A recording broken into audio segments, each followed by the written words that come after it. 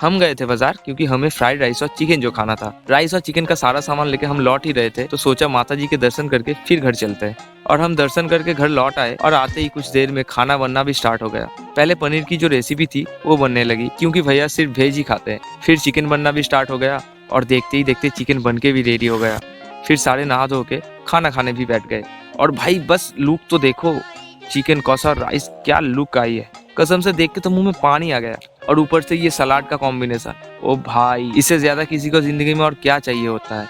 फिर मैंने टेस्ट किया और उसके बाद एक एक करके सब लोग खाना खाने लगे। इनसे पूछो सोच ही रहा था और इनसे पूछा तो ये बताए कि कितना अच्छा बना है। तो चलो और क्या, हम खाते हैं, तब तक के लिए बाय।